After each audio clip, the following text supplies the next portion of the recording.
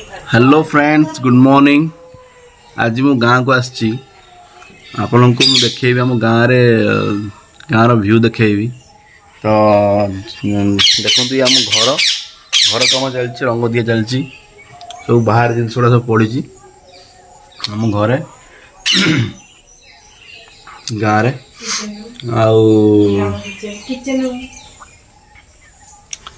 आईटा हूँ आम गाँव बाहर सब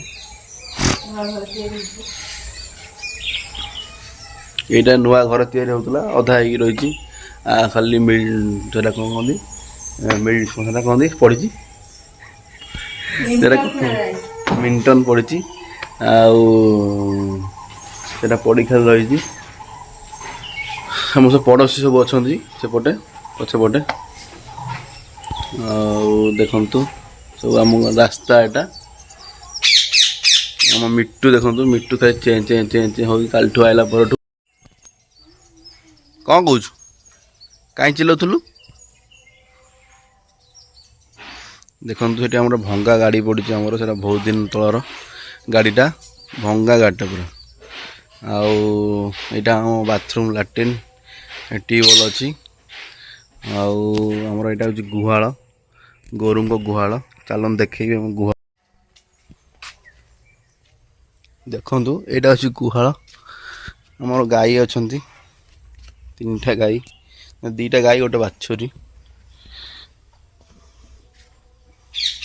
या ना हूँ जटी तार जो बेक पाखे जो थाए येटा बेसी लंबा बोली जटी डका ये हूँ झुमुरी ये हूँ आमर सोमू ये अंडर बाछुरी तो सोमू देख पारे गाई बहुत सुंदर सुंदर गाई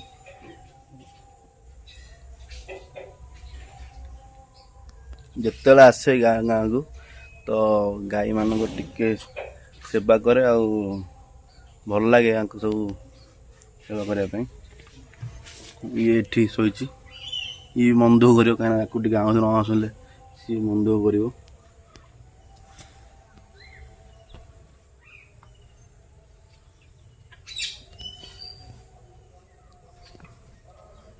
सबू गाई गोरु सेवा करिया भल आम गाँव आसिले तो सेवा करा पड़े कहीं आम सहर तो ना जगतपुर आम रोचु तो सहर आमर ना तेणुक आसिले सेवा कर मो कोल शोची जिते बड़े आसे सी मो कोल शोब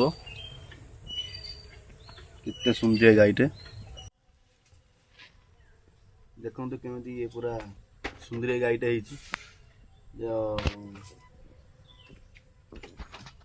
सिंहटा तो आखिरी आसी लगे आ गोटे कथा हूँ आम गाँव जगन्नाथ यज्ञ हेले ये गाई आमर पूजा हुए गाई के आम नहीं जाती पूजा करती आठी से बंधा ही रहे बहुत लोग आशीर्वाद नियंती गाई तो बहुत महान आकु मानती बहुत भल ये तो आमर सुंदरी गाई तो ये पूरा आसिले शोब पूरा कलर देखते पूरा केमती पूरा मुँह बढ़ेना शो पड़ी आसिक देख खाली शोब खाली केमी खाली दरकार खाली आउंसब से ठीक आउ गोटे बाछुरी आम रहा देखा ये हूँ बाछुरी अंडर बाछुरीटा ये खाली तर्कुच आ कि नहीं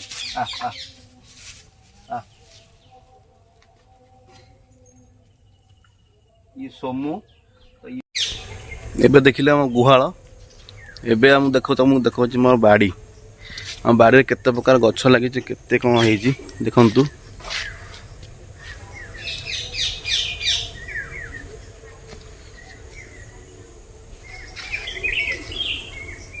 यहाँ हूँ दल गाड़िया आमर ये वर्षा दिन पूरा दल होते वर्षा हुए तो एठू माछ बहुत उठिक आसती कौ माछ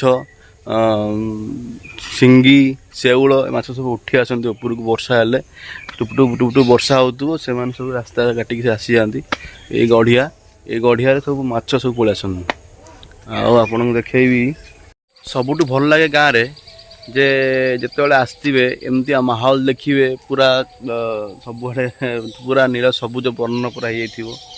ଆଉ ଗୋଟେ କଥା ହେଉଛି ଗାଁରେ ସବୁବେଳେ ମାନେ ବାୟୁ ପ୍ରଦୂଷଣ ନଥାଏ, ବହୁତ କମ୍।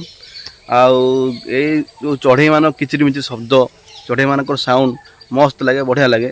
ଆଉ ସବୁଠାରୁ ଭଲ ଲାଗେ କ'ଣ ଜାଣିଛନ୍ତି, ଗାଁରେ ଯେତେବେଳେ ଆସିବେ ପୁନେଇ ପର୍ବରେ ଆସିବେ, ଯେତେବେଳେ ଗାଁରେ ସବୁଆଡ଼େ ମାନେ ସବୁଆଡ଼େ ନୁହଁ ମୁଁ କହିବା କଥା, ମାନେ ପ୍ରାୟ ଜାଗାରେ ମାଇକ୍ ବାଜୁଥିବ, କାହାର ଘରେ ଗୀତ ବସିଥିବ, ଭାଗବତ ପଢ଼ା ହେଉଥିବ।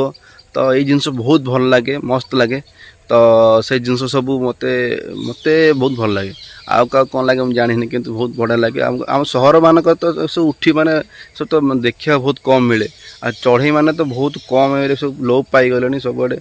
ଏବେ ବହୁତ ବି କମିଗଲେଣି ଚଢ଼େଇମାନେ, ବହୁତ କମ୍ ଦେଖାଯାଉଛନ୍ତି। ଆଉ ଏପଟେ ଆମର ଗୀତ ବସୁଛି, ଭାଗବତ ପଢ଼ା ହେଉଛି, ସେପଟେ ଆମର ତ ସେଟା ସବୁ ନାହିଁ। ବହୁତ ମନ୍ଦିର ମାନଙ୍କରେ ଯଦି ହେଉଥିବ, ନହେଲେ ଆଉ କିଛି ନାହିଁ, ବହୁତ କମ୍। ତ ଏଇ ଜିନିଷ ବହୁତ ଭଲ ଲାଗେ। ଆପଣମାନଙ୍କୁ କେମିତି ଲାଗେ କମେଣ୍ଟ ମାଧ୍ୟମରେ କହିବେ। ଆଉ ଆପଣଙ୍କୁ ଭଲ ଜିନିଷ ଦେଖେଇବି ଗାଁରେ। ଆମ ଗାଁର ଗୋଟେ ବଡ଼ ହନୁମାନ ମନ୍ଦିର ହନୁମାନ ମୂର୍ତ୍ତି ତିଆରି ହେଉଛି। ଆଉ ସେ ଜିନିଷ ଦେଖେଇବି। ତ ମୋ ଚ୍ୟାନେଲଟିକୁ ସବସ୍କ୍ରାଇବ୍ କରନ୍ତୁ, ସେୟାର କରନ୍ତୁ, ଟିକେ ସପୋର୍ଟ କରନ୍ତୁ। ରହିଲି, ଜୟ ଜଗନ୍ନାଥ।